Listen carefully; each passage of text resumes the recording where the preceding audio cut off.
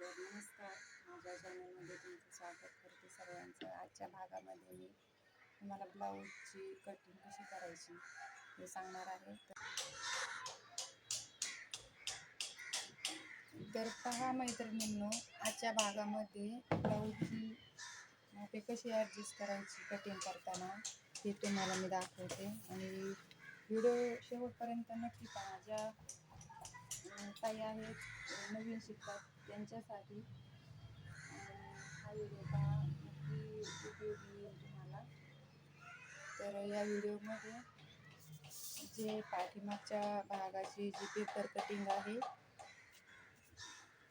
ती बंद बाजूनीच ठेवायचं आहे.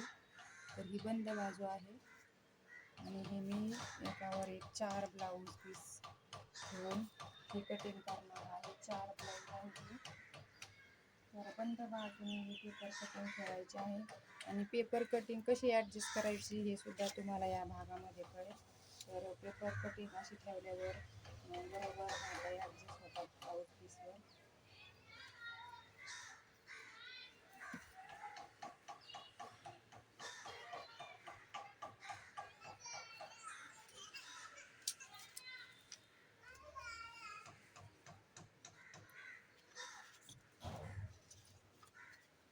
तर पहा, तुम्हाला दिसतच असेल मी हे माप कसे ॲडजस्ट केले आहेत.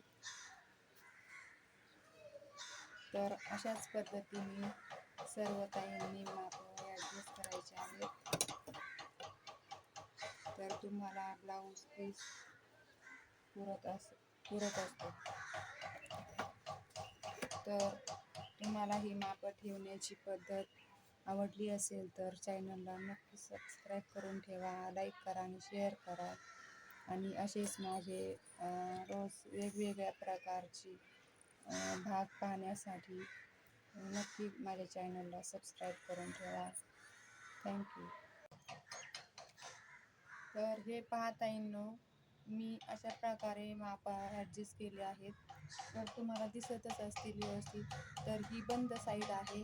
या बंद साईडने तुम्ही पाठीमागचा भाग ठेवू शकता आणि हे बाकीचे भाग तुम्ही ह्या साईडने अशा प्रकारे ॲडजस्ट करून ठेवू शकता. कारण असं मी स्वतः ठेवते तर मला ब्लाऊज पीस बरोबर पुरतो.